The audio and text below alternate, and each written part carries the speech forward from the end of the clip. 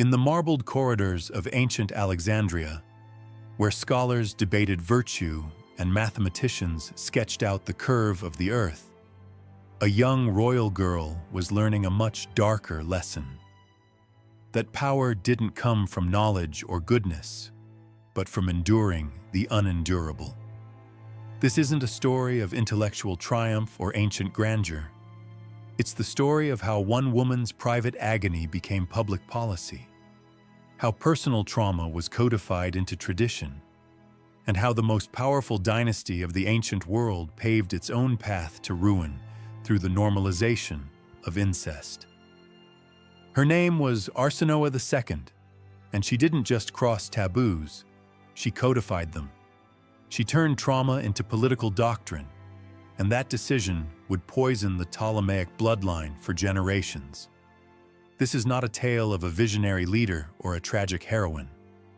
This is a deeply unsettling story about how history is sometimes shaped not by noble ambition, but by deeply damaged individuals whose unresolved suffering becomes the foundation of dynasties. Arsinoë II was born into a brutal world, a world where daughters were bargaining chips, and family ties meant very little when compared to the allure of power. She would take that brokenness and turn it into a weapon, one that ultimately shattered the very things she thought she was preserving. Her life plays out like a blood-soaked Greek tragedy. The victim becomes the perpetrator, and survival means accepting and even embracing the horrors that once hurt you. But what makes Arsinoë's legacy especially chilling isn't just the cruelty or corruption.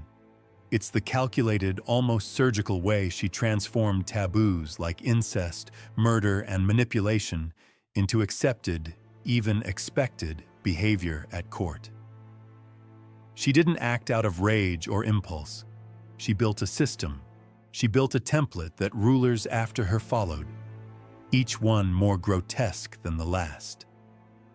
The Ptolemaic dynasty, which began with one of Alexander the Great's most brilliant generals, would eventually end with Cleopatra VII, a woman whose name evokes both beauty and ruin.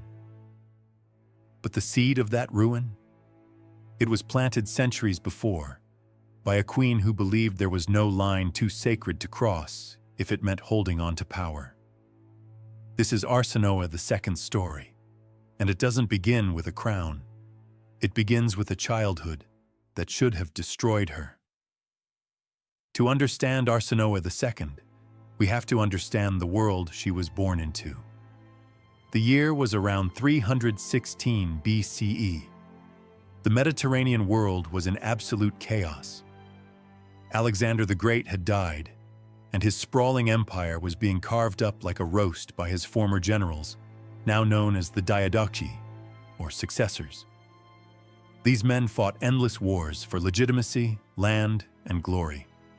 One of those men was Ptolemy I Soter. He took Egypt for himself and declared Alexandria his capital. And so began a dynasty that blended Greek and Egyptian culture, but only on the surface. The court at Alexandria was a strange hybrid. You had Macedonian military customs merging with Egyptian divine kingship. You had scrolls of Plato next to statues of Ra. You had Greek gods standing alongside hieroglyph-covered temples. But for all its cultural sophistication, the Ptolemaic court was a blood-soaked machine of manipulation and violence. The Ptolemies were conquerors, plain and simple, and they stayed in power not through love or legitimacy, but through sheer force and clever politics. One of their most effective and ultimately most destructive political tools, the Egyptian tradition of royal incest. In this environment, royal women weren't daughters, sisters, or wives. They were chess pieces. A princess could be a diplomatic gift, a bargaining chip, or a locked-away asset to prevent her bloodline from being used by rivals. A royal daughter's greatest value was her lineage. Because in a world where power was inherited, Whoever had access to royal blood could claim the throne. And this created something grotesque. Fathers who viewed their daughters as both potential weapons and potential threats. In this twisted reality, protecting a daughter might mean marrying her off to an elderly general, or marrying her yourself. Arsinoë was born right into the heart of this madness. Her father was Ptolemy I, and her mother was Berenice, one of his wives. From her earliest days, she lived in the shadow of court brutality. Executions, poisoned goblets, assassinations disguised as accidents. But what affected her most weren't the public cruelties. It was the private ones. Ancient sources speak in whispers and vague euphemisms about Ptolemy's fondness for his daughters. They don't say it outright. These things rarely were said openly. But the implications are hard to ignore. Later historians like Plutarch and Strabo hint at something darker, something unspeakable, something even barbarians would not condone. Modern scholars, piecing together fragments from scattered texts and patterns of behavior, believe Arsinoë may have been sexually abused by her father. There's no confession, no letter. But the signs are all there. Signs that show up not just in her early trauma, but in the policies she would later impose on an empire. At the age of just 15, Arsinoë was married off to Lysimachus, one of her father's generals, a man old enough to be her grandfather. Far from a rescue, this marriage became another prison. Lysimachus was cruel, paranoid, and prone to fits of rage. Arsinoë was traded from one monster to another, the father who exploited her, and the husband who saw her only as a vessel for future heirs. But it was in Lysimachus's court that she learned her most important lesson, the one that would define her rule. Morality? That was for the powerless. The powerful didn't need it, and they rarely had it.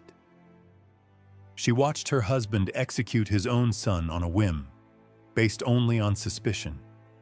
She saw how easily rumors could kill, and slowly, step by step, she began to learn the rules of survival. It didn't happen all at once. The change was gradual. She didn't wake up one day as a tyrant. It was piece by piece, compromise by compromise. Every time she chose survival over conscience, she gave up a little more of her soul. By the time she was 20, Arsinoë had mastered the dark arts of palace intrigue. She had her own informants. She brokered secret deals. And most importantly, she had learned how to keep her real thoughts hidden beneath a perfectly controlled mask. She had 3 sons with Lysimachus, and for a while, it looked like she might actually have some semblance of peace. But this was the age of the Diadochi. Peace didn't last long. Lysimachus died in battle in 281 BCE, leaving Arsinoë a widow with children. And in that world, that made her dangerous. She had royal blood and royal sons. She was a walking threat. So she made her next move, one that still shocks historians. She sent her sons to her half-brother Ptolemy Ceraunus, who had seized the Macedonian throne. Then, unthinkably, she married him. Yes, her half-brother. Even in a world where royal incest wasn't unheard of, this was a move that made jaws drop. But Arsinoë wasn't acting out of love or desire. She was playing power chess.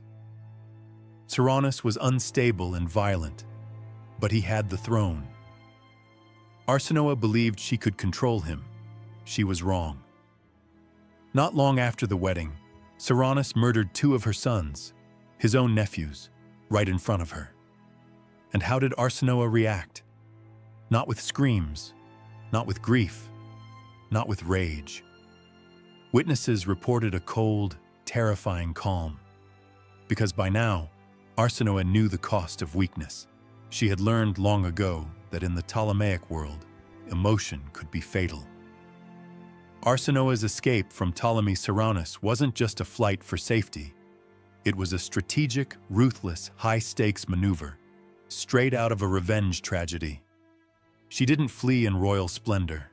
She went undercover, in disguise, moving quietly across hostile territories with only a small retinue of loyal supporters. Her brother husband had placed a bounty on her head, so every city, every port, every dusty crossroads was a potential ambush. But she had one enormous advantage: a complete and utter lack of moral hesitation.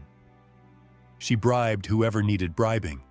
She blackmailed officials with secrets collected over years of court surveillance. And though we can't say for certain, some historians believe she may have arranged the quiet assassination of more than one person who stood in her way. Eventually, after navigating a web of enemies and old allies, she made it back to Alexandria. The brother who now ruled there was Ptolemy II Philadelphus, another half-brother, and this reunion would alter the course of Egyptian history. Ptolemy II was married at the time to Arsinoë I, not to be confused with Arsinoë II. That marriage wasn't going well, and it had produced no male heirs. Arsinoë II saw her opening, and she took it. She used everything at her disposal: charm, manipulation, shared trauma, and political savvy. Slowly, she persuaded Ptolemy II not just to divorce his wife, but to marry her, his full sister. Even in Egypt, where pharaohs had practiced sibling marriage for centuries, this was a scandal. What made it so shocking wasn't the act itself, but the sheer orchestration of it. Arsinoë didn't passively accept the proposal. She orchestrated the whole thing. She helped fabricate charges of treason against her namesake, Arsinoë I, to justify the divorce. And once the path was clear, she married her brother and took her place as queen. But here's the thing: she didn't just want to be queen. Arsinoë II demanded more. She wanted to rule as an equal. Coins minted during their reign show the siblings' faces side by side, equal in size and prominence. Official decrees bore both their names, and she took a new title: Philadelphus, sibling lover. What might have been whispered shame in another court became, under Arsinoë, a badge of power. But the real shift wasn't in titles or coins. It was in policy. Arsinoë didn't just marry her brother. She turned sibling marriage into an official state doctrine. From that point forward, the expectation was clear. Ptolemaic rulers should marry inside the family, preferably their sisters. She justified this not only politically, but theologically. In Egyptian mythology, sibling pairs like Isis and Osiris were divine. If the gods did it, why not the rulers? And it wasn't just symbolic. She embedded this incestuous logic into law, into ritual, into religious festivals. The cult she created around herself and her brother presented their union as sacred. Temples were dedicated in their honor. Priests were instructed to praise the sibling gods in prayers and ceremonies. Poems and hymns glorifying their marriage were commissioned and recited in the streets. It was a masterstroke of propaganda. Arsinoë had taken a deeply disturbing personal trauma, abuse, incest, betrayal, and turned it into a cornerstone of imperial ideology. In the short term, it worked. Egypt was stable. The power of the Ptolemaic dynasty was consolidated. Rivals were eliminated, legitimacy was unshakable, and Alexandria entered a golden era. Trade routes expanded. The Library of Alexandria flourished. Scholars and astronomers gathered from across the world. There was an explosion of learning, of wealth, of culture. But beneath the surface, something was rotting. Sibling marriage might have kept power centralized, but it came at a biological and psychological cost. Each new generation became weaker, sicker, and more unstable, and we can trace that decline directly through the descendants of Arsinoë II. Ptolemy III, Arsinoë's son, was competent. But his children, that's when things began to spiral. Ptolemy IV was known for his cruelty and indulgence. He reportedly drowned political opponents in vats of wine, then drank a toast over their corpses. Ptolemy VIII, nicknamed Physcon, meaning fatty, was so grotesquely obese he could barely walk.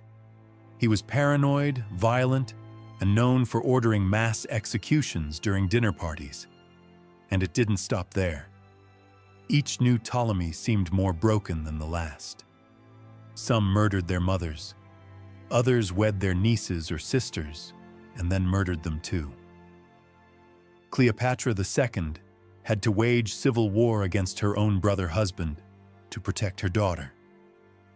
Cleopatra III was executed by her own son, who reportedly invited her to dinner, had her strangled during dessert, and finished his wine without a blink.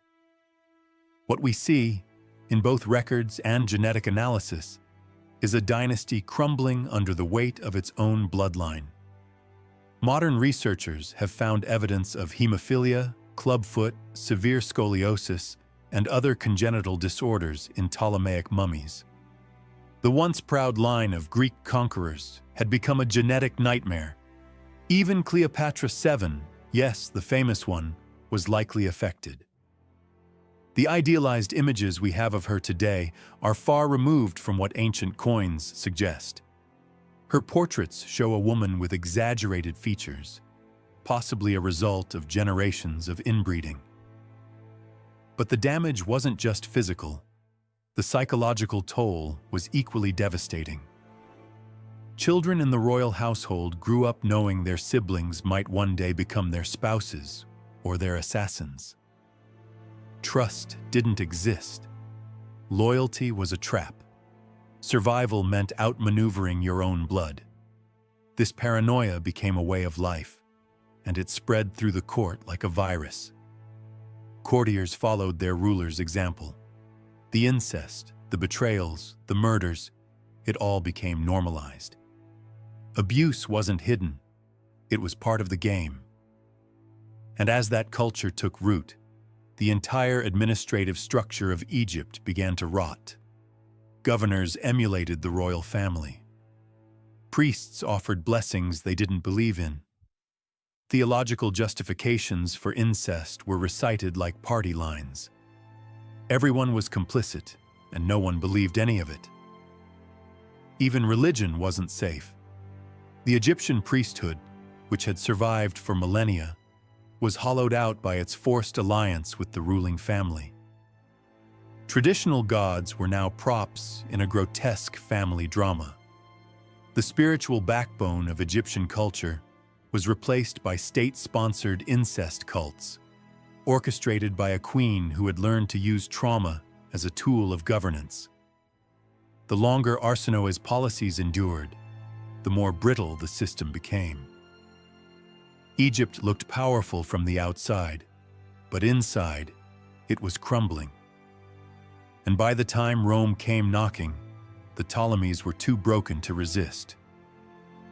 Cleopatra VII, the last ruler of the Ptolemaic dynasty, has gone down in history as a cunning, charismatic queen. But in reality, her legendary alliances with Julius Caesar and Mark Antony weren't displays of strategic brilliance. They were desperate lifelines. She was the final thread in a tapestry woven with centuries of decay, dysfunction, and incest. By the time she came to power, the Ptolemaic dynasty had long since rotted from within. The once great empire built on conquest, knowledge, and economic might was now a crumbling husk held together by blood-soaked tradition. And at the center of that long decline stood Arsinoë II, the queen who turned personal trauma into public doctrine. When Arsinoë died in 270 BCE, She didn't vanish into obscurity. Quite the opposite. She was deified. Temples were built in her honor. Hymns were sung to her name. Statues were raised depicting her not just as a queen, but as a goddess, ideal, eternal, untouchable. And yet, beneath the marble and gold, cracks were already forming. Graffiti found in Alexandria from her era tells a different story, a raw, unfiltered reaction from everyday citizens. Some of the scribbled verses mock the sibling marriage. Others question whether the gods truly approved of such unions. These weren't noble tributes. They were barbed critiques scratched into temple walls and alleyways. Even at the height of her power, people knew something was wrong. Her immediate successor, Ptolemy III, tried to maintain her system, but the foundation had been corrupted. Each generation after struggled to uphold a political and religious model that was fundamentally unsustainable. Once incest became a political necessity, every marriage became a risk, every child a potential threat, every sibling a future enemy. The dynasty became a prison, a gilded, blood-soaked, psychologically tortured prison, where no one could trust, and everyone feared being betrayed by the people closest to them. And as internal rot accelerated, Egypt lost its footing on the world stage. By the time Rome's interest in the region intensified, the Ptolemies were little more than ceremonial monarchs presiding over a collapsing state. What brought them down wasn't Rome's strength. It was their own dysfunction. When Rome finally annexed Egypt in 30 BCE, the last embers of Arsinoë's legacy were extinguished. But the damage had already been done. Egypt, once the intellectual and cultural jewel of the Mediterranean, had become a cautionary tale. This land, home to the pyramids, to medicine, astronomy, and some of the world's first literature, was now better known for madness, incest, and betrayal. Today, historians looking at Arsinoë II face a tough question. How do you judge someone who was both a victim and a perpetrator? There's no doubt she was abused. No doubt her childhood was marked by horrors that should have destroyed her. And instead of collapsing under the weight of that trauma, she rose to power, reshaped an empire, and redefined the role of queenship in the ancient world. Some modern scholars, especially feminist historians, have tried to reframe her legacy. They argue that Arsinoë was a woman navigating an impossible world, that her choices, however disturbing, were the only ones available to her, that she wielded power in a man's world and did so with brilliance, resilience, and strategy. That view has value, but it's incomplete. Because even though her options were limited, the path she chose, turning incest into policy, institutionalizing abuse, transforming trauma into political theology, caused generational harm to her children, to her people, to her entire civilization. Other scholars see her story as a warning, a case study in how unaddressed trauma can metastasize into systems of oppression. From this perspective, Arsinoë II isn't just a tragic figure. She's a symbol of what happens when wounded people gain unchecked power, when they turn their pain into policy, when they create systems that normalize the very abuse that once victimized them. Arsinoë displayed all the hallmarks of deep psychological trauma: emotional detachment, a constant need for control, difficulty forming healthy relationships, and a worldview that reduced everything, including love, family, and faith, into tools for power. But unlike many who repeat their traumas unconsciously, Arsinoë seemed to know exactly what she was doing. She wasn't acting on impulse. She made plans. She built systems. She created narratives. She manufactured a cult around herself to justify every horrific policy. and made sure that even after her death, those policies would continue. That self-awareness makes her all the more haunting. Her legacy didn't end with her dynasty. In fact, her story has echoes in the modern world. Today, we see leaders who normalize violence, who rewrite morality to justify control, who use propaganda to turn private trauma into public systems. Personality cults, state-sanctioned abuse, ideological rigidity, these are not new. Arsinoë II was among the earliest architects of such systems. Her story is more than ancient history. It's a mirror. It shows us what happens when pain is left unprocessed, when the abused become the abusers, when entire empires are shaped around the unresolved trauma of one influential figure. And it's not just psychological, it's political, institutional, structural. What Arsinoë II built wasn't just a dynasty. She built a machine that turned trauma into tradition, abuse into ritual, and incest into policy. If you walk through the ruins of ancient Alexandria today, you might see what's left of her world. The crumbling columns, the broken statues, the echoes of a city that once led the world in knowledge and beauty. But those ruins aren't just architectural. They're psychological. They're the bones of a civilization that was slowly poisoned from the inside by its own refusal to confront the trauma at its core. Queen Arsinoë II set out to survive, and she did. She gained power. She reshaped Egypt. She made sure her legacy would endure. By every metric she would have cared about, she succeeded. But that success came at a devastating cost. The suffering of generations, the moral collapse of a dynasty, and the fall of a great empire. She was both made and unmade by her trauma. And in making herself, she unmade everything else. Her story reminds us of a truth we'd rather not face: that monsters are rarely born, they're made. And sometimes, the ones who survive aren't the strongest or the wisest, but simply the ones most willing to sacrifice everything: morality, love, even the future, for the sake